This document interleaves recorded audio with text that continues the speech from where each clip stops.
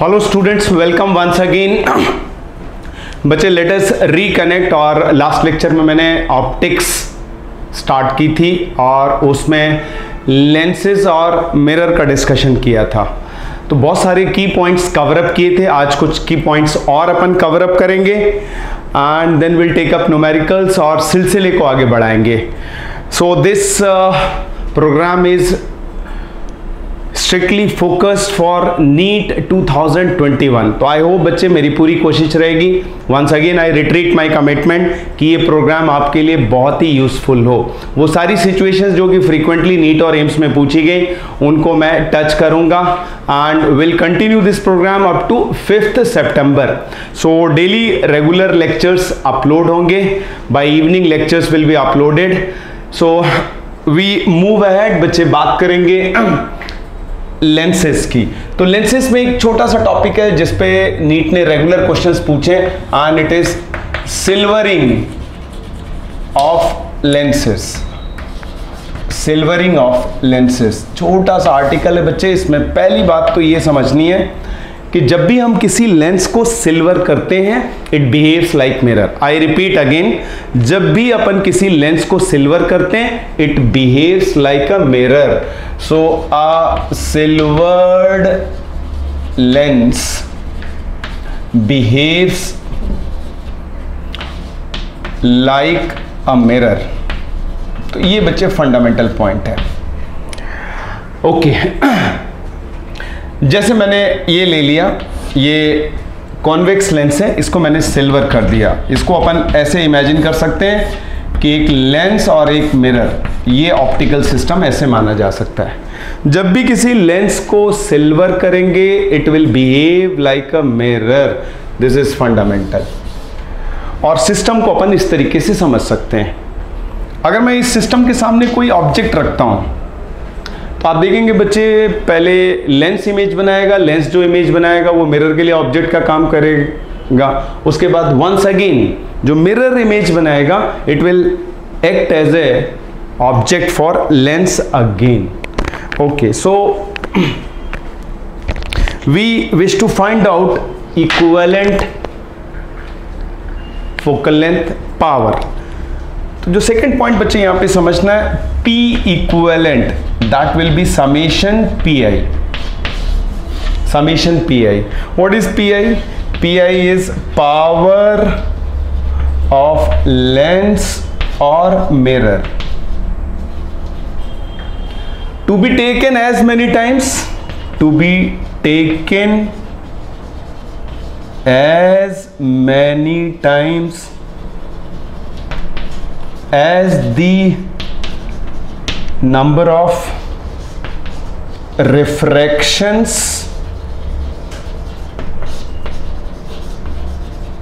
or reflections. So this is power of lens or mirror to be taken as many times as the number of refractions और reflections। अब इसका application बच्चे proper अपने को समझना है। अब अगर मैं यहां पे लिखना चाहूं P इक्विवेलेंट, तो इस केस में P इक्विवेलेंट हो जाएगा twice power of lens plus power of mirror. ये रटना नहीं है बच्चे, 2 बार लेंस को लिया गया क्योंकि क्लियर है जब भी मिरर सिस्टम का पार्ट होता है ऑब्जेक्ट बच्चे अपन कहां इमेजिन करते हैं, सिस्टम के सामने। तो अगर ये सिस्टम के सामने अपन ऑब्जेक्ट ले लें तो लेंस 2 बार यूज होगा, मिरर 1 बार यूज होगा। सो P equivalent. Okay, third point बच्चे, अगर मुझे F इक्विवेलेंट लिखना हो तो ये हो जाएगा -1/P equivalent. Power positive converging mirror, power negative diverging mirror, power 0 neither converging not diverging. ये स्टैंडर्ड पॉइंट है ऑप्टिक्स में जिसको अपन कई बार रिपीट कर चुके हैं। तो यहां से हम पता कर सकते हैं अगर पावर पॉजिटिव है तो we conclude converging mirror. Converging mirror का मतलब हो जाएगा concave mirror, that implies concave mirror. Concave mirror. और अगर नेगेटिव है तो इसका मतलब हो जाएगा डाइवर्जिंग, और डाइवर्जिंग मिरर का मतलब हो जाएगा कॉन्वेक्स। एक काम कर सकते हैं बच्चे, यहां पे फोकल लेंथ से भी अपन पता कर सकते हैं। अगर फोकल लेंथ पॉजिटिव है तो विल से कॉन्वेक्स मिरर, और अगर नेगेटिव है तो विल कंक्लूड कॉनकेव मिरर, बहुत आसान है और इस छोटे से टॉपिक से बच्चे रेगुलर क्वेश्चंस पूछे गए। बात कर रहे हैं अपन सिल्वरिंग ऑफ लेंसेस। तो जब भी लेंस को अपन सिल्वर करेंगे it will behave like a mirror. Mirror की पावर कैसे निकालेंगे, इक्विवेलेंट फोकल लेंथ कैसे निकालेंगे, उसका जो लॉजिक है वो कंसेप्ट अब आपके सामने है। P equivalent is summation PI. PI is power of lens or mirror to be taken as many times, बच्चे इस बात पे ध्यान दो, to be taken as many times as the number of refractions or reflection। एक और मैं यहाँ पे एग्जाम्पल लेता हूँ। मान लिया मेरे पास इस तरीके का एक लेंस सिस्टम है और उसको मैं सिल्वर कर रहा हूँ।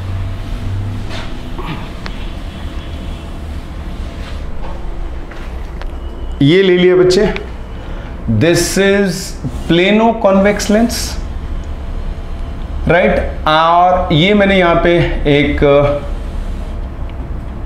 कॉनकेव लेंस ले लिया, इनको आपस में कांटेक्ट में रख दिया, इसको मैंने सिल्वर कर दिया।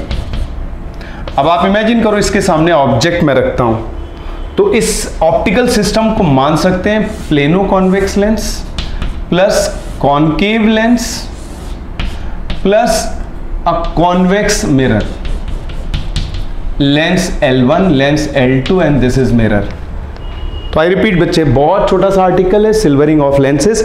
जब भी किसी लेंस को सिल्वर करेंगे it will behave like a mirror. Power positive converging mirror, power negative diverging mirror, right students. और ऑप्टिकल सिस्टम को अपन कंसीडर करेंगे combination of lens and mirror. तो जैसे ये सिचुएशन मैंने आपके सामने ली है, अब आप देखो इस सिचुएशन में दो लेंसेज ले लिए बच्चे अपन ने, तो जो P इक्विवेलेंट लिखेंगे ध्यान से देखना, twice power of lens 1 twice power of lens 2 plus power of mirror. ये रहा बच्चे, पहले L1 इमेज बनाएगा, फिर L2 इमेज बनाएगा, फिर मिरर इमेज बनाएगा और वापस से रे रिफ्लेक्ट होकर के आएगी। तो लेंसेज को 2 बार लेना है और मिरर को 1 बार लेना है। Okay, so moving further, lenses में एक छोटा सा आर्टिकल है बच्चे, डिस्प्लेसमेंट मेथड। रेगुलर क्वेश्चन नहीं आता है, कई बार पूछा गया है और ये एक इंपॉर्टेंट आर्टिकल है, displacement method. So after silvering of lenses अपन बात कर रहे हैं बच्चे डिस्प्लेसमेंट मेथड। क्विकली अपन देखते हैं displacement method. Displacement method basically एक लेबोरेटरी मेथड है to find the focal length of a thin converging lens. So this is laboratory method to find focal length of a thin converging lens। ये बच्चे basic thin converging lens की focal length calculate करने का, निकालने का एक laboratory method है। अब इसमें करते क्या है, इसको डिस्प्लेसमेंट मेथड क्यों कहते हैं? ये मैंने स्क्रीन ले लिया और ये ऑब्जेक्ट ले लिया और ये लेंस ले लिया, इनके बीच में डिस्टेंस d मैंने फिक्स कर दिया। सो दिस इज स्क्रीन। आपको पता है स्क्रीन पे रियल इमेज, अगर इमेज स्क्रीन पे बन रही है तो रियल होनी चाहिए। लेंस को क्या करेंगे, आगे पीछे खिसकाएंगे, इसीलिए इसका नाम रखा गया डिस्प्लेसमेंट मेथड। लेंस को आगे पीछे खिसकाएंगे and we will find position so that a sharp image is formed on the screen। तो ये मैंने मान लिया बच्चे u हो गया and this is d minus u। Incident ray की डायरेक्शन पॉजिटिव, उसके उल्टा negative, and above principal axis positive, below principal axis negative. तो अगर मैं यहाँ पे लेंस इक्वेशन यूज करता हूँ तो 1/v minus 1/u is equal to 1/f। 1/v हो जाएगा plus d minus u, minus u converging है, so this is plus f। Geometrical optics में सभी रिलेशंस में known quantities will be substituted with sign. Sign convention is very very important, be alert. Sign convention में बच्चे गलतियां होती हैं। बात कर रहे हैं displacement method. What is displacement method? Displacement method is a laboratory method to find the focal length of a thin converging lens. क्यों कहते हैं इसको डिस्प्लेसमेंट मेथड? स्क्रीन और ये रहा ऑब्जेक्ट के बीच में लेंस को डिस्प्लेस करते हैं। कब तक डिस्प्लेस करते हैं? Till we get a sharp image on the screen. ये मैंने डिस्टेंस फिक्स कर दिया, डी की वैल्यू, कैपिटल डी की वैल्यू पता है बच्चे, और ये लेंस की पोजीशन पता कर ली। इसको सिंप्लीफाई करते हैं तो U square minus D U plus D F is equal to 0। ये एक क्वाड्रेटिक इक्वेशन बनती है। So we get a quadratic equation. और अगर मैं इसको सॉल्व करूं तो ये हो जाएगा D plus minus under root D D minus 4f by 2। ये इस क्वाड्रेटिक इक्वेशन का सॉल्यूशन है। इसमें 3 केसेस हैं। पहला केस ये है, केस 1, d की value more than 4f, there will be 2 positions of lenses forming real image. u1 हो जाएगा बच्चे d minus under root d minus 4f by 2, u2 हो जाएगा d plus d minus 4f by 2। अगर capital D की value 4f से ज्यादा हुई तो there will be 2 positions of lenses forming real image. Case 2 ले लिया, D is equal to 4f, so there will be only one position, that is center, middle। और अगर मैं बात करूं बच्चे केस 3 की, अगर D की वैल्यू 4f से लेस है तो no real values of u। 3 possibility हैं।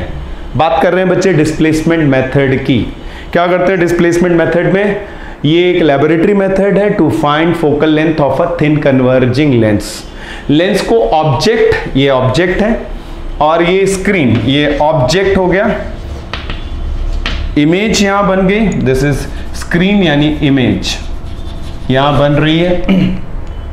ऑब्वियसली इसकी इमेज यहां पर इन्वर्टेड बनेगी, so this is your object A B, this is A dash and B dash. Capital D अपने को पता है, लेंस को डिस्प्लेस किया, आगे पीछे किया और पोजीशन फाइंड की so that we get a sharp image on the screen. ये कैलकुलेशंस हैं बच्चे। लेंस इक्वेशन यूज किया। अपने को जो ध्यान रखना है वो ये ध्यान रखना है, कैपिटल डी अगर मोर देन एफ है तो there will be 2 positions of lens forming real image on the screen. और अगर कैपिटल डी की वैल्यू 4f के इक्वल हुई तो there will be only 1 position. और अगर कैपिटल D 4f से लेस हुआ तो बच्चे लेंस को कहीं पर भी रखो, स्क्रीन पे इमेज नहीं बनेगी। अब आप देखो यहां पर इस डिस्प्लेसमेंट मेथड पे बच्चे कई सारे क्वेश्चंस बन सकते हैं, पास्ट में पूछे गए और आगे पूछे जा सकते हैं। अब देखो यहां पे जो समझेंगे अपन, I put it as remark 1। पहली बात यह है मिनिमम, D मिनिमम कितना आया बच्चे? D मिनिमम आया 4f। इसका मतलब minimum separation between real object and real image. So अपन ऐसा बोलेंगे minimum separation between real object and its real image formed by lens, converging lens. So I put it converging lens is 4f. बच्चे ये important है exam के लिए। Okay, remark 2 बच्चे। अब आप देखो ये रिमार्क 2 में मैंने सिचुएशन ली D मोर देन 4f और मैंने लेंस को डिस्प्लेस किया। ये रहा object, this is 1 position, this is another position. ये हो गया बच्चे U1 और ये हो गया U2। मैंने X निकाल लिया एक्सपेरिमेंट करके, ठीक है। x निकाला, x क्या हो जाएगा बच्चे, x हो जाएगा u2 minus u1 and this is under root d minus 4f। x हो गया दोनों पोजीशंस के बीच में सेपरेशन, दोनों पोजीशंस के बीच में सेपरेशन जब लेंस रियल इमेज बना रहा है। तो x की वैल्यू मुझे मिल गई और इसको अगर मैं सिंप्लीफाई करता हूं तो जो फोकल लेंथ है f will B d square minus x square over 4d। बच्चे ये फॉर्मूला इंपॉर्टेंट है। कैपिटल D क्या हो गया, ऑब्जेक्ट और इमेज के बीच में डिस्टेंस। x मैंने कैसे निकाला, एक्सपेरिमेंट करके। x क्या है, u2 माइनस u1, दोनों पोजीशंस के बीच में डिफरेंस। और ये दो पोजीशंस कब मिलेंगी, जब कैपिटल D की वैल्यू 4f से ज्यादा होगी। मूविंग फर्दर, रिमार्क नंबर 3, अगर मैं मैग्निफिकेशन निकालता हूं फर्स्ट पोजीशन में, तो मैग्निफिकेशन हो जाएगा बच्चे फर्स्ट पोजीशन में v1 अपॉन u1 और m2 हो जाएगा v2 upon u2। Interesting point यहां पर ये है, जो v1 है वो u2 है और ये जो v2 है वो u1 है। दोनों पोजीशंस में ऑब्जेक्ट इमेज डिस्टेंसेस इंटरचेंज हो जाते हैं, ठीक है। तो object oblique image distances gets interchanged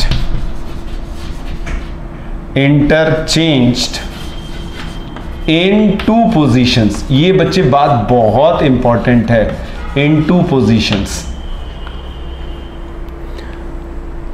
interchange हो गए। अब इसका फायदा ये होगा कि m1 will be equal to 1 over m2, या फिर आप ऐसे कह सकते हो m1 m2 is equal to 1। ये रहा, दोनों पोजीशंस में जो मैग्निफिकेशन होंगे वो एक दूसरे के रेसिप्रोकल होंगे। ऑब्जेक्ट और इमेज डिस्टेंस इंटरचेंज हो गए, डिस्प्लेसमेंट मेथड। अब इसी को अपन आगे एक्सटेंड कर सकते हैं। रिमार्क नंबर 4 क्या लिख सकते हैं, let's say m1 height of h1 over h, m2 हो जाएगा height of image in second position over height of object. Object वही है बच्चे, ऑब्जेक्ट इज पिन। लैब में अगर एक्सपेरिमेंट करते हैं तो वहां पे पिन को ऑब्जेक्ट लेते हैं। तो आप देखो यहां पर m1 into m2 is equal to 1, that gives us h1 over h, h2 over h will be equal to 1, h is equal to under root h1 h2। ये इंपॉर्टेंट है।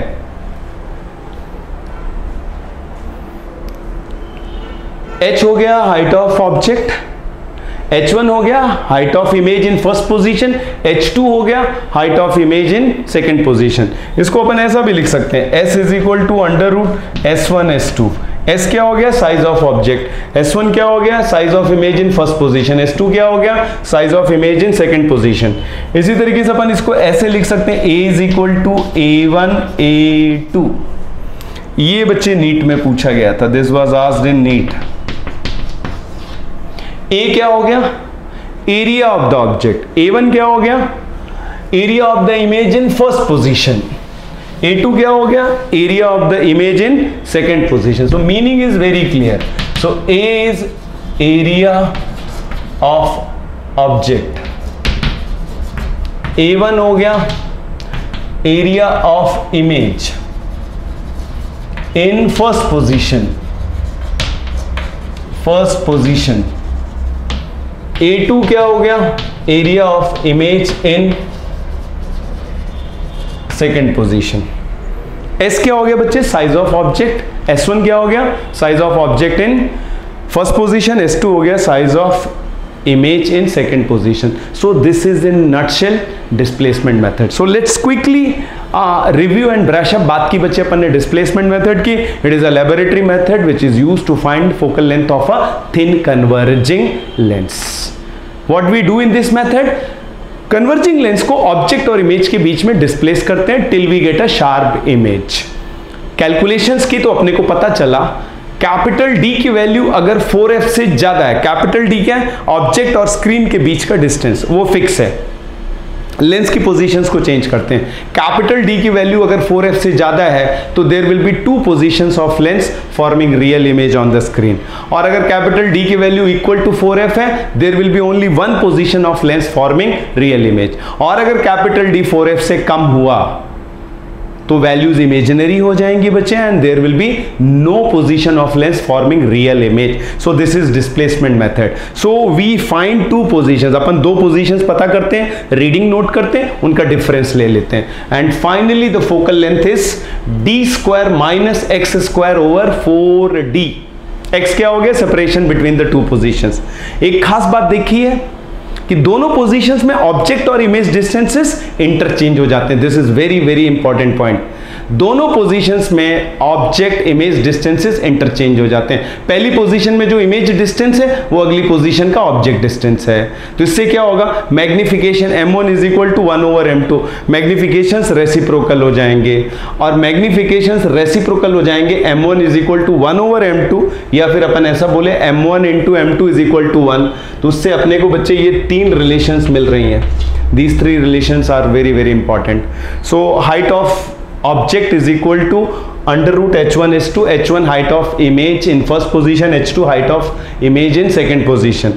S is equal to under root s1 s2 size of object, size of image in first position, size of image in second position. Similarly a is equal to under root a1 a2. So let us be very very clear about the meaning. So this is displacement method. बच्चे direct questions आएंगे, and finally moving to few more points on lenses and we complete lenses. I hope ये sessions आपके लिए बहुत useful होंगे। मेरी पूरी कोशिश रहेगी to touch almost all points. तो बात कर रहे हैं बच्चे more on lenses, few more points more on lenses. Mirror पे क्वेश्चंस कम पूछे गए, तो बात कर रहे हैं बच्चे something more on lenses. Okay, पहला पॉइंट ये है, and this is very important, lens हो या मिरर, अगर उसका कुछ पार्ट अपन कवर कर देते हैं या रिमूव कर देते हैं, so intensity of image reduces, and reduction in intensity is proportional to the area being removed. Very very important point बच्चे। सो आई रिपीट, यहां पे कह रहे हैं whenever a part of lens हो या बच्चे मिरर हो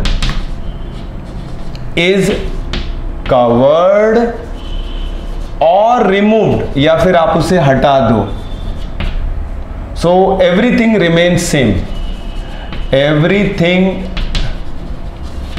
remains same except intensity of the image, intensity of image reduces, कम हो जाती है, except intensity of image reduces, and reduction, जो intensity में कमी आती है, reduction is proportional to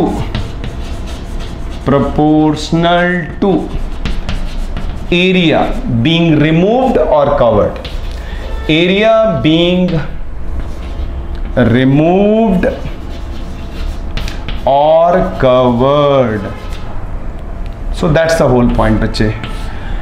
ना तो फोकल लेंथ में चेंज आएगी, ना पावर में चेंज आएगा, position, nature, size, everything remain same. सिर्फ और सिर्फ फर्क किस में गिरता है बच्चे? इंटेंसिटी में गिरता है। सो आई टेक 2 एग्जांपल। सपोज ये मेरे पास लेंस है, ये ऑब्जेक्ट है ए बी, इसकी इमेज बन गई यहां पर ए डैश बी डैश। अब अपन ने क्या किया, आधा पार्ट कवर कर दिया, जो लेंस का लोअर पार्ट है उसको अपन ने हटा दिया या उस पर कवर कर दिया, ब्लैक पेपर लगा दिया। तो बच्चे size, position, nature of image will remain unaffected, lens की focal length will remain unchange, लेकिन इंटेंसिटी आधी हो जाएगी। So now new intensity will be I/2, क्योंकि आपने 50% रिफ्रैक्टेड रेज ब्लॉक कर दी। So reduction in intensity is proportional to area being removed और ब्लॉक्ड। नीट का क्वेश्चन क्या था बच्चे? नीट का क्वेश्चन था इंटरेस्टिंग, ये अपने पास लेंस है और इसका अपर्चर आपको D दे रखा है। अपर्चर यानी साइज ऑफ मिरर, कुछ नहीं दिया होगा, ज्योमेट्रिकल ऑप्टिक्स में अपन मान के चलेंगे small aperture mirrors and small aperture lenses. Aperture gives idea about size of mirror और लेंस। अब अपन ने क्या किया, ये सेंट्रल पार्ट बीच का इतना हिस्सा, दिस इज d/2 अपन ने कवर कर दिया। क्वेश्चन ये था कि जो नई फोकल लेंथ और जो नई इंटेंसिटी है प्रीवियस फोकल लेंथ और इंटेंसिटी से कैसे कनेक्टेड होगी।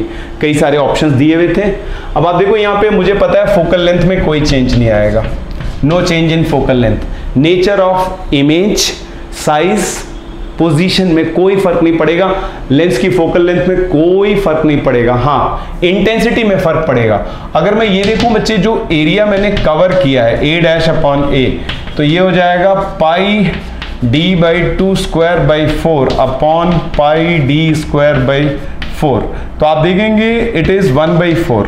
तो जो एरिया आपने कवर किया है इट इज 1/4, 25%। यहां पे 50% एरिया कवर किया था तो इंटेंसिटी आधी हो गई। यहां पर अपन ने 25% एरिया कवर कर दिया है, ब्लॉक कर दिया है, तो इसका मतलब 25% रिफ्रैक्टेड रेस कम हो गई हैं। तो इसका मतलब जो इंटेंसिटी होगी बच्चे 25% कम हो जाएगी। सो बची कितनी, 75%। इसका मतलब ये हुआ 3/4 I। बहुत सिंपल है बच्चे, ये नीट में क्वेश्चन पूछा गया है। So what is the point? Point बहुत सिंपल है। लेंस हो या मिरर, उसका कुछ पार्ट अपन ने या तो हटा दिया या कवर कर दिया, तो लेंस और मिरर की फोकल लेंथ पे कोई फर्क नहीं पड़ेगा। फर्क किस पे पड़ेगा? फर्क पड़ेगा intensity of image. Intensity of image क्या होगी बच्चे? कम हो जाएगी। कितनी कम होगी? It will be proportional to the area being removed और कवर्ड। राइट बच्चे, मूविंग फर्दर बात कर रहे हैं बच्चे मोर ऑन लेंसेज। कुछ एक पॉइंट्स हैं जो एग्जाम पॉइंट ऑफ व्यू से बहुत इंपॉर्टेंट है। ये देखो यहां पर सेकेंड पॉइंट, ये मैंने लेंस ले लिया and this is the cutting plane. Lens को मैंने दो पार्ट में कट कर दिया। लेंस की फोकल लेंथ f है, दो पार्ट में कट किया। एक पार्ट ये रहा और ये लोअर पार्ट रहा। f1 is equal to f2।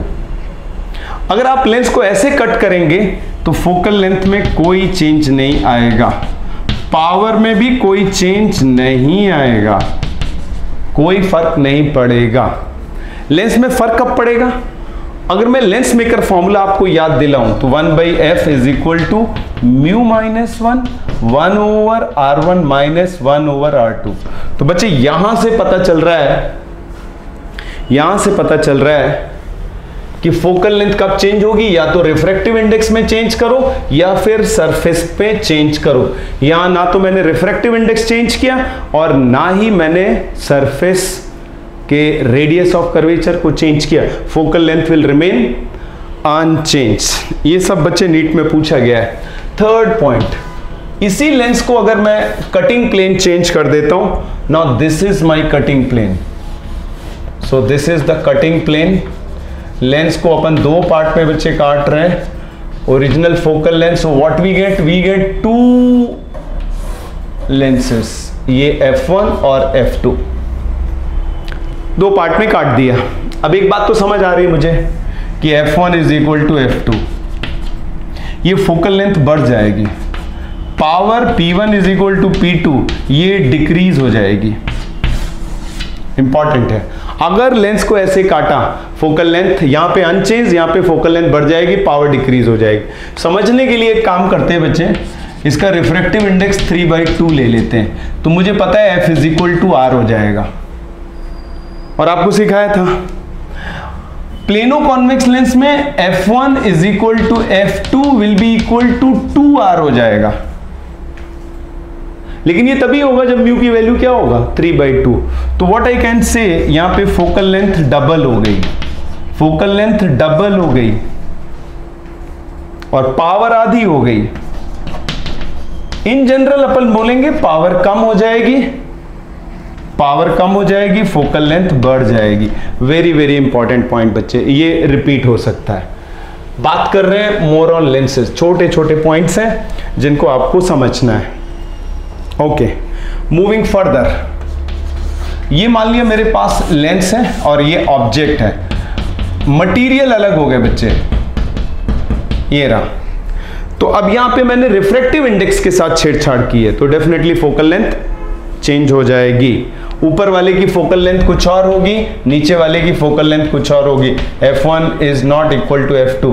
तो ये जो ऑब्जेक्ट है, ऊपर जो रेज होंगी वो कहीं और इमेज बनाएंगी, लोअर पार्ट पे जो रेज होंगी वो इमेज कहीं और बनाएंगी, I1 I2। So number of images 2 हो जाएंगी।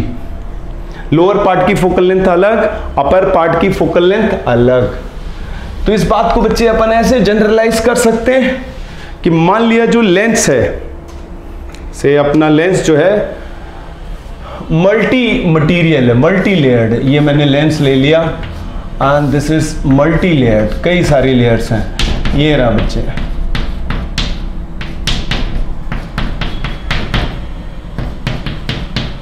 ऑब्जेक्ट रखा, डिफरेंट लेयर की फोकल लेंथ अलग होगी। सो जस्ट अपने को काउंट करना पड़ेगा number of layers of different material. तो यहां पे नंबर ऑफ इमेजेस हो जाएंगी, this is 1, this is 2, now this is same, तो इसको नहीं काउंट करेंगे, this is 3, this is 4। So number of images 4 हो जाएंगी। अगर लेंस मल्टी लेयर्ड है तो नंबर ऑफ इमेजेस हो जाएंगी number of layers of different material, number of layers of different material, number of layers of different material। तो right बच्चे, ये था, this was the journey of lens and mirror. तो quickly अपन कुछ examples देख लेते हैं एंड एज आई शेयर्ड, ये टॉपिक बहुत इंपॉर्टेंट है, स्कोरिंग है, ऑप्टिक्स से इन जनरल 7 से 9 क्वेश्चंस आ जाते हैं, from this 7 to 9 question, highly scoring. थोड़ा सा आपने बच्चे ध्यान दिया, you can easily handle this unit. Okay, so छोटे छोटे क्वेश्चंस ले रहे हैं बच्चे, उनको अपन देखेंगे। मेनली क्वेश्चंस आपके लेंसेज पर पूछे जाते हैं। ओके, सो ये मैं एग्जाम्पल्स ले रहा हूं बच्चे। ये दिया हुआ है मेरे पास एक लेंस है, इसकी फोकल लेंथ मैंने एयर में ले ली 30 सेंटीमीटर, म्यू है 3/2, इसको मैंने सिल्वर किया। क्वेश्चन क्या पूछा गया, फाइंड P इक्विवेलेंट, यानी फाइंड P इक्विवेलेंट और F इक्विवेलेंट। सिंपल सा क्वेश्चन मैं ले रहा हूं। Be alert for the sign convention, silvering of lenses पे, जो आज अभी अपन ने पढ़ा। Solution is very very simple, देखें इसे, ये मेरे लिए हो जाएगा lens plus mirror and P equivalent will be twice power of lens plus power of mirror. अच्छा, अब एक बात यहां पे बहुत ध्यान से, म्यू इज इक्वल टू 3/2, तो इसका मतलब F will be equal to R, तो रेडियस ऑफ कर्वेचर हो जाएगा 30 सेंटीमीटर। पावर ऑफ लेंस हो जाएगा 1 over focal length of lens, 100 divided by 30, so this is 10/3 dioptre. Power of mirror बच्चे गड़बड़ मत करना, -1 over focal length of mirror, और मिरर में मुझे पता है Fm is equal to R/2। जिस सरफेस को आपने सिल्वर किया है इसका रेडियस ऑफ कर्वेचर 30 सेंटीमीटर है, तो मिरर की पावर फोकल लेंथ हो जाएगी -100 -15, सो दिस इज 10/3 डायोप्टर। गड़बड़ नहीं करें, जिस सरफेस को सिल्वर किया उसका रेडियस ऑफ कर्वेचर 15 सेंटीमीटर होगा, सॉरी फोकल लेंथ, इस मिरर की फोकल लेंथ 15 सेंटीमीटर होगी। कॉनकेव है साइन के साथ, लेंसेज में P is equal to 1/f, mirror में P is equal to -1/f, plus minus का डिफरेंस होता है मिरर और लेंसेज में। तो ये फोकल लेंथ आ गई बच्चे। अब मुझे इक्विवेलेंट लिखना है, तो P equivalent will B twice power of lens plus power of mirror, and this becomes 2 into 10/3 plus 10/3.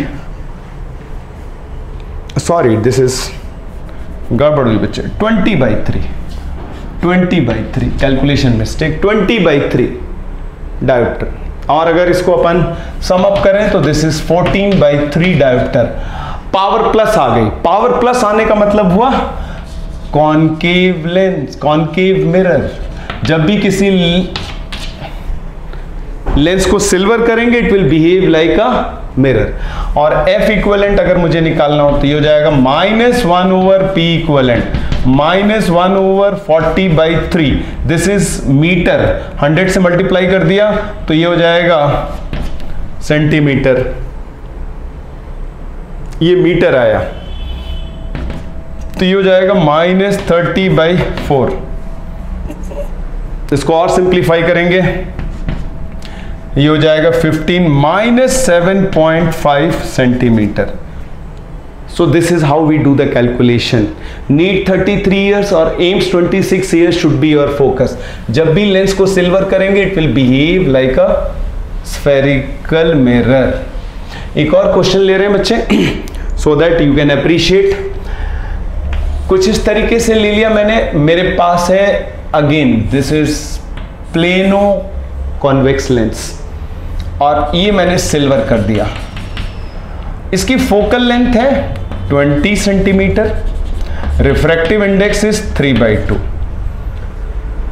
Plano convex lens को सिल्वर किया गया। क्वेश्चन बच्चे यही होगा, इधर इक्विवेलेंट पावर बताओ सिस्टम की या इक्विवेलेंट फोकल लेंथ बताओ। So question is very simple, find P equivalent. तो सॉल्यूशन इज वेरी सिंपल, ये जो सिस्टम है प्लेनो कॉन्वेक्स लेंस और कॉनकेव मिरर का कॉम्बिनेशन। पावर ऑफ लेंस लिखना बहुत आसान है, इट्स 100 डिवाइडेड बाई 20, 5 डायोप्टर, क्योंकि लेंस की फोकल लेंथ दे रखी है। अपने पास एक प्लेनो कॉन्वेक्स लेंस है जिसकी फोकल लेंथ कितनी है 20 सेंटीमीटर, उसको आपने सिल्वर किया। अब ध्यान से देखो वंस अगेन बच्चे, अपने को पता है F will be equal to 2R, so 20 is equal to 2R, R की वैल्यू हो गई 10 सेंटीमीटर। इसका मतलब इसका जो रेडियस ऑफ कर्वेचर होगा वो 10 सेंटीमीटर होगा। फोकल लेंथ ऑफ मिरर हो जाएगी R/2, that is 5 centimetre, very very important. तो पावर ऑफ मिरर हो जाएगा -1 over FM -100 and focal length अपन मीटर में लिख रहे हैं तो ये हो जाएगा, इसीलिए 100 आया, and this will be -5। Again you see this is +20 dioptre, very very important. F is equal to 2R कब होता है, मिरर में फिक्स है F is equal to R/2, lenses में इक्वी कॉन्वेक्स लेंस है F is equal to R और planoconvex lens है तो F is equal to 2R। So P equivalent twice power of lens plus power of mirror, so it is twice 5 + 20 and this is 30 dioptre. Positive आया इसका मतलब concave. So this is how we handle silvering of lenses. बात की बच्चे अपन ने thin lenses in contact, thin lenses in contact, उस पे भी क्वेश्चंस पूछे गए हैं and I hope you should have no problem. बहुत सिंपल है, thin lenses in contact. Say for example मैं क्वेश्चन ले रहा हूं, फाइंड P इक्विवेलेंट। क्या किया बच्चे अपन ने क्या किया, ये प्लेनो कॉन्वेक्स लेंस ले लिया, प्लेनो कॉन्वेक्स लेंस लिया और बीच में अपन ने पानी डाल दिया लाइक दिस। इसकी जो फोकल लेंथ है वो है 20 centimetre, refractive index 3/2 and this is water. अब इस सिस्टम की मुझे इक्विवेलेंट पावर बतानी है, तो अगर मुझे इसकी इक्विवेलेंट पावर बतानी हो तो पहले तो सिस्टम को समझते हैं। सिस्टम को समझ सकते हैं, plano convex lens and concave lens of water plus plano convex lens, ये रहा। सो this is L1, L2, L3। पूछा गया है इक्विवेलेंट पावर, तो आप देखेंगे बच्चे P इक्विवेलेंट हो जाएगा, that is P1 + P2 + P3। P1 और P3 इक्वल होंगे and that will be 100 divided by 20, 5 dioptre. अब ये जो पानी का लेंस है इसकी फोकल लेंथ निकालना है। अब आप देखो बच्चे, वापस से वही logic, f is equal to 2r, तो r की वैल्यू हो गई मेरे पास 10 सेंटीमीटर। अब ध्यान से देखें, ये जो सरफेस है दैट इज r1, ये 10 सेंटीमीटर, और ये जो दूसरी सरफेस है ये भी 10 सेंटीमीटर, क्योंकि ये दोनों आइडेंटिकल है, एक जैसे हैं। तो सबसे पहले तो इसकी फोकल लेंथ निकालो।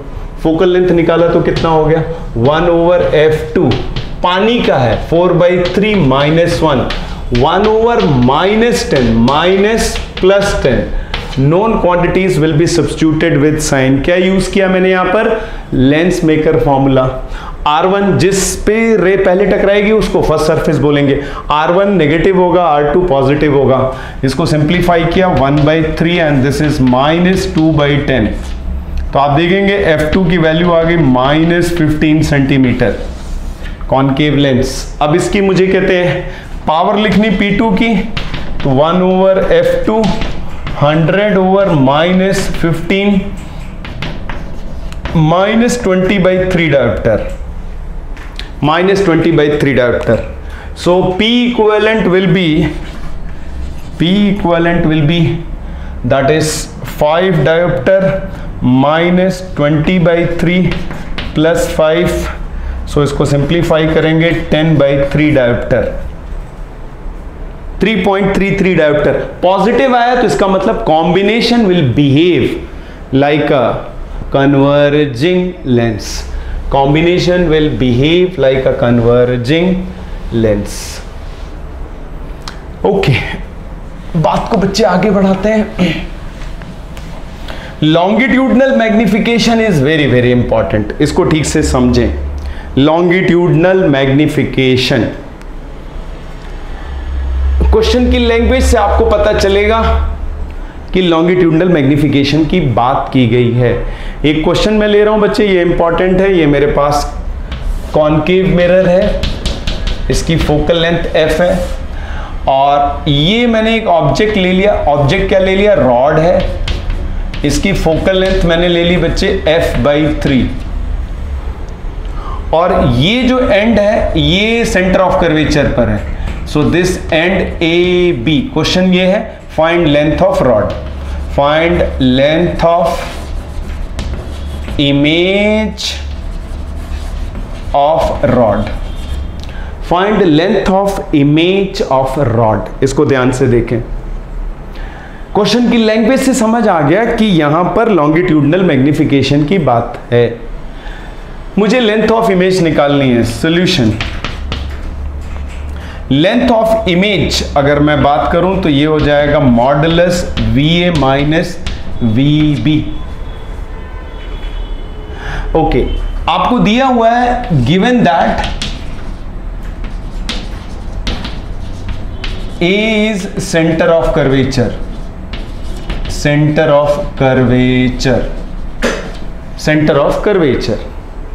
तो लेट अस डू कैलकुलेशंस। तो सबसे पहले अपन कैलकुलेशन A के लिए करते हैं बच्चे। A क्या है, सेंटर ऑफ कर्वेचर, तो U कितना हो जाएगा -2f। फोकल लेंथ अपन लेंगे -f, V अपन निकालेंगे यूजिंग मिरर फॉर्मूला। तो आप देखेंगे ये -2f मैंने डायरेक्ट लिख दिया, ये पॉजिटिव, ये नेगेटिव, ये पोल। अपने को पता है अगर ऑब्जेक्ट सेंटर ऑफ कर्वेचर पे होता है तो इमेज कहां बनती है, सेंटर ऑफ कर्वेचर पर। तो ये रहा। अच्छा, अब अगर मैं B के लिए कैलकुलेशन करूं तो U की वैल्यू हो जाएगी -2f minus f/3 and this is -5f/3। Very very important बच्चे। B, UB आप देख रहे हैं, इसको अपन क्या बोलेंगे, UB। A centre of curvature है तो ये कितना हो जाएगा 2f। तो B के लिए वैल्यू आ गई, F क्या लेंगे बच्चे, -f। कॉनकेव है, known quantities will be substituted with sign. Mirror equation 1/v plus 1/u is 1/f। मुझे v निकालना है, 1/v and this is -5f/3 1/-f। इसको इधर उधर किया, सिंप्लीफाई किया तो 1/v विल बी 3/5f और ये हो जाएगा -1/5।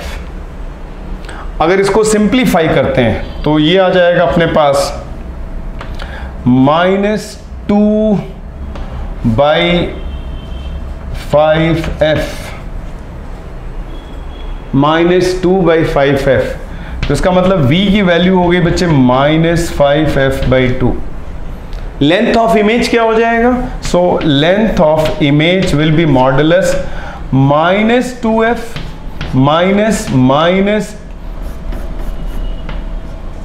-5f/2। तो आप देखेंगे the length of image is f/2। Length of image is f/2। तो यहां क्वेश्चन की लैंग्वेज से मुझे पता चल रहा है कि लॉन्गिट्यूडनल मैग्निफिकेशन वर्कआउट करना है। इसमें आपसे यह भी पूछा जा सकता है find magnification, find magnification. Okay, अगर मुझे मैग्निफिकेशन वर्कआउट करना हुआ तो मैग्निफिकेशन मुझे पता है बच्चे m = VA - VB UA - UB।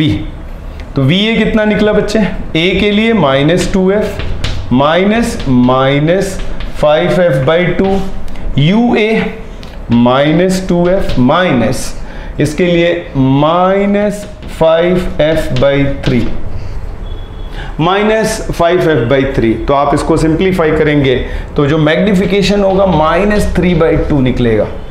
-3/2 का मतलब हुआ इमेज जो होगी वो इन्वर्टेड होगी। ध्यान से देखें, यानी B की इमेज इधर बनेगी। इसकी इमेज कैसे बनेगी? A तो यही बन जाएगा, B यहां कहीं बनेगा। ये रहा image. So this is B dash, this is A dash. Image क्या होगी? Longitudinally inverted. ऐसे है तो ये ऐसे हो जाएगी। नेगेटिव का मतलब ही होता है इन्वर्टेड। तो बात कर रहे हैं बच्चे लेंसेस की, मिरर्स की, और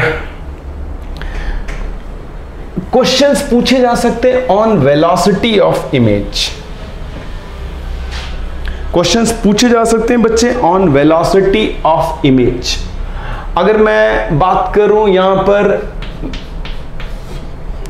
मिरर में, तो एक क्वेश्चन देख लेते हैं। So question is very simple, find velocity of image. Convex mirror है और ये इसके सामने एक ऑब्जेक्ट 10 मीटर पर सेकेंड की स्पीड से जा रहा है at a distance of 20 centimetre and focal length 20 centimetre. Image की वेलोसिटी बतानी है बच्चे। इमेज की वेलोसिटी के लिए ये ऑब्जेक्ट है, अपने को पता है velocity of image with respect to mirror is -m² velocity of object with respect to mirror. This is very simple relation. Magnification work out करते हैं बच्चे। मैग्निफिकेशन होता है मिरर में -v/u या फिर f/f - u। तो मैग्निफिकेशन कितना हो जाएगा? +20 -20 and this is 1/2. So magnification is +½ इसका मतलब इमेज जो है इरेक्ट होगी with respect to object. Image will be erect with respect to object. Okay, velocity of image हो जाएगी -1/2²। Velocity of object with respect to mirror this is 10, तो ये जाएगा -10/4 -2.5 मीटर पर सेकेंड। माइनस का मतलब ये हुआ इमेज यहां कहीं बनेगी और ये इधर जा रही होगी 2.5 मीटर पर सेकेंड। उल्टा जैसा मिरर के रिस्पेक्ट में होगा वैसा ग्राउंड के रिस्पेक्ट में होगा। क्वेश्चन सिंपली पूछा गया था find velocity of image, this is how we handle. अगर मैं लेंसेस में बात करूं तो बच्चे फॉर्मूला यही है, सिर्फ साइन बदल जाएगा। से फॉर एग्जांपल मैं इस तरीके से लेता हूं, find velocity of image as shown. ये क्वेश्चन मैंने ले लिया, ये लेंस ले लिया, ये ऑब्जेक्ट है जा रहा है 10 metre per second, focal length ले ली मैंने 20 सेंटीमीटर और ये डिस्टेंस मैंने 30 सेंटीमीटर ले लिया बच्चे।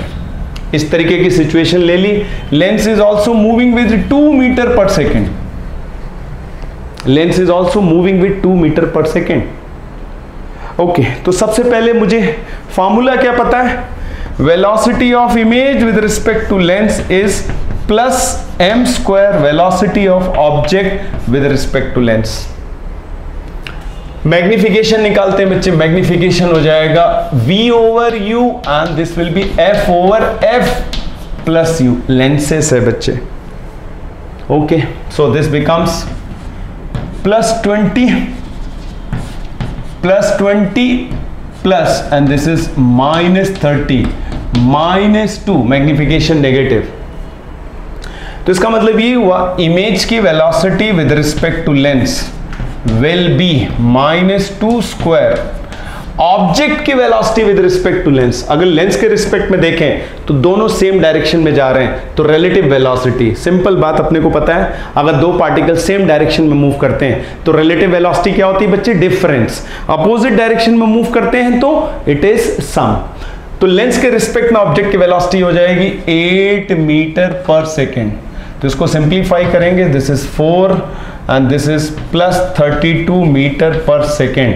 ये इमेज की वेलोसिटी आई है विद रिस्पेक्ट टू लेंस, और ये क्या हो जाएगा, velocity of image minus velocity of lens. Velocity of image -2, 32 उधर ले गए, so this is 34 metre per second towards right. So this is velocity of image with respect to ground. Relative motion को लेकर के फिजिक्स के student को दो बातें पता होनी चाहिए। सेम डायरेक्शन में पार्टिकल जा रहे हैं तो relative velocity difference of speed, opposite direction में जा रहे हैं तो relative velocity is sum of speed. बाकी ये फंडामेंटल इक्वेशन है, velocity of A with respect to B is velocity of A minus velocity of B. So this is how we handle questions based on velocity of image. Last but not least बच्चे, plane mirror में भी exactly यही relation है। Plane mirror के लिए भी यही formula है। प्लेन मिरर के लिए, फॉर प्लेन मिरर अगर अपन बात करें तो मैग्निफिकेशन की वैल्यू कितनी होगी, 1 होगी। तो velocity of image with respect to mirror, plane mirror की बात हो रही है, minus velocity of object with respect to mirror. So this is the formula. तो आप देखेंगे बच्चे, plane mirror, spherical mirror and lenses बहुत कनेक्टेड आपस में, थोड़ा सा साइन का डिफरेंस है। यही फॉर्मूला प्लेन मिरर में बन जाता है, velocity of image minus velocity of mirror minus velocity of object minus velocity of mirror. इसको सिंप्लीफाई किया तो velocity of image becomes twice velocity of mirror minus velocity of object minus velocity of object. Okay, so this is for plane mirror. Plane mirror के लिए magnification 1 होता है। Plane mirror में size of image same है size of object, focal length infinite, radius of curvature infinite, power 0। तो plane mirror में अगर अपने को दे रखा है तो this is how we are going to handle, simply straight away formula based. एक क्वेश्चन मैं ले रहा हूं बच्चे, उसको देख सकते हैं। Find velocity of image। Situation क्या है, we have a plane mirror moving with 20 metre per second, इसके सामने ऑब्जेक्ट जा रहा है 30 मीटर पर सेकेंड। इमेज की वेलोसिटी बताओ, सिंपली इस फॉर्मूले में डाल देना और कुछ नहीं। तो ये हो जाएगा velocity of image is twice velocity of mirror minus velocity of object, so it's 2 into 20 minus 30, so this is 40 minus 30, so this is 10 meter per second। इधर इसका मतलब अगर ये ऑब्जेक्ट है तो इमेज यहां कहीं बनेगी, इमेज की वेलोसिटी हो जाएगी 10 metre per second, 10 metre per second. Right बच्चे, so what we have talked about is plane mirror, spherical mirror, lenses completely. I have touched almost all points and I hope मेरी इन सब बातों का आप बहुत ध्यान देंगे।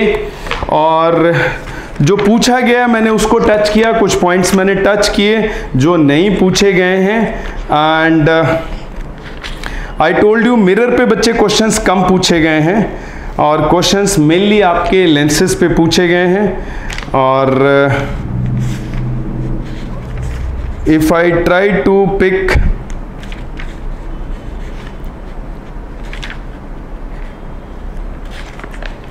few more questions, so I don't find anything interesting, so yeah, last but not least बच्चे बिल्कुल ध्यान आ गया, इसको ध्यान से सुन लें। डिफेक्ट जो है, डिफेक्ट को लेकर के यहां पर एक छोटा सा मैं डिस्कशन ले रहा हूं, उसको ध्यान से सुन लें। मिरर में बच्चे एक डिफेक्ट होता है, so there is a defect in mirror और उसको बोलते हैं स्फेरिकल एबरेशन। सो बात कर रहे हैं बच्चे डिफेक्ट इन मिरर, और ये जो डिफेक्ट है मिरर में स्फेरिकल एबरेशन, क्या नाम है इसका? स्फेरिकल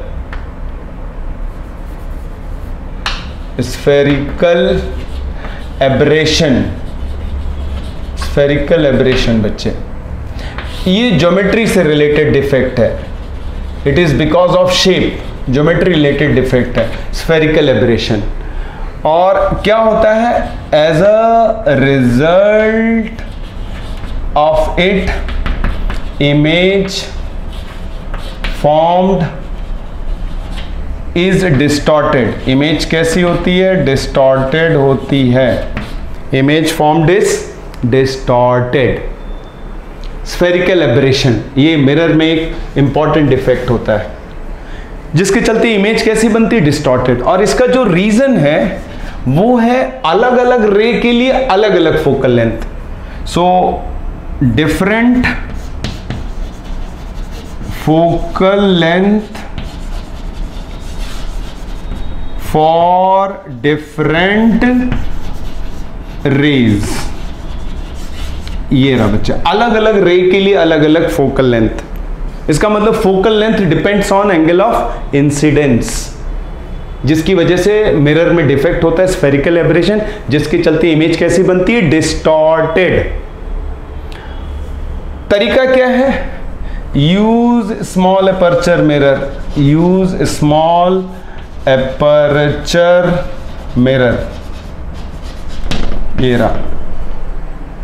अगर इस डिफेक्ट को मिनिमाइज करना है तो we use small aperture mirror, और अगर बिल्कुल ही एलिमिनेट करना है तो देन यूज पैराबोलिक मिरर। ये है use parabolic mirror. Parabolic mirror में ये डिफेक्ट नहीं होता है। तो if it is a concave parabola, concave parabolic mirror, कोई भी रे हो, पास हो या दूर हो, सारी की सारी रे एक ही पॉइंट पर आती हैं। जो पास होती है उन्हें पैराएक्सियल कहते हैं, जो दूर होती है उन्हें मार्जिनल बोलते हैं। अगर ये स्फेरिकल मिरर होता तो इसमें जो पास की रेज हैं उनका फोकस कुछ और होगा। So this is your paraxial rays, और जो दूर है रेज, मार्जिनल रेज, इनकी फोकल लेंथ कुछ और होगी, ये यहां कहीं बनाएंगे। So this is focus for marginal, this is focus for focal length for paraxial, this is FP। Marginal rays जो दूर है उनको मार्जिनल रेस बोलते हैं, और जो एक्सिस के पास हैं उन्हें पैराएक्सियल रेस बोलते हैं। तो दोनों के लिए फोकल लेंथ अलग अलग होती है, जिसके चलते मिरर में एक डिफेक्ट आता है, उसको बोलते हैं स्फेरिकल एबरेशन। ध्यान ये रखना बच्चे, पैराएक्सियल की फोकल लेंथ मार्जिनल से ज्यादा होगी। पैराबोलिक मिरर में सब सेम हो जाता है, पैराबोलिक मिरर में ये डिफेक्ट नहीं होता है। तो ये डिफेक्ट मिनिमाइज करने का तरीका बहुत क्लियर हो गया बच्चे। क्या करेंगे अपन? या तो स्मॉल अपर्चर मिरर यूज करेंगे या फिर पैराबोलिक मिरर यूज करेंगे। Similarly coming to lenses, lenses में जो डिफेक्ट है वो दो डिफेक्ट है। Lenses suffer from two defects.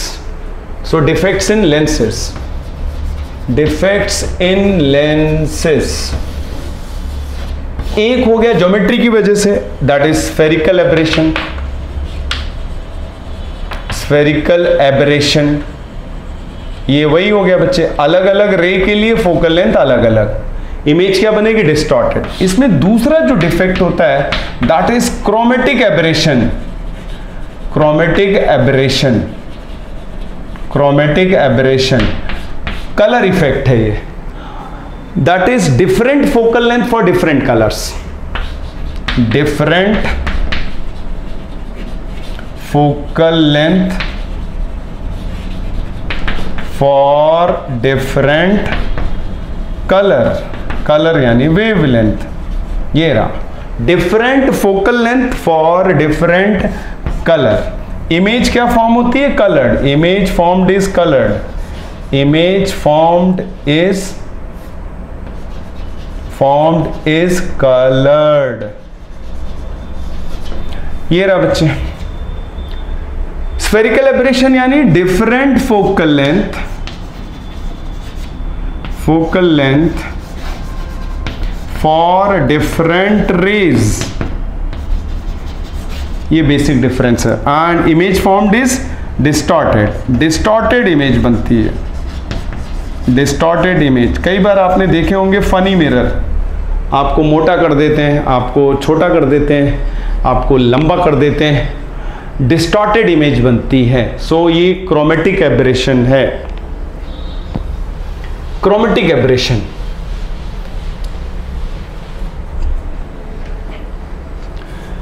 इसको ऐसा समझे, ये लेंस है और ये व्हाइट लाइट आ रही है, this is white light.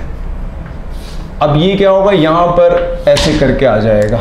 So this is focus for red, this is focus for violet, this is focal length for violet, this is focal length for red। ये रहा white light, white light,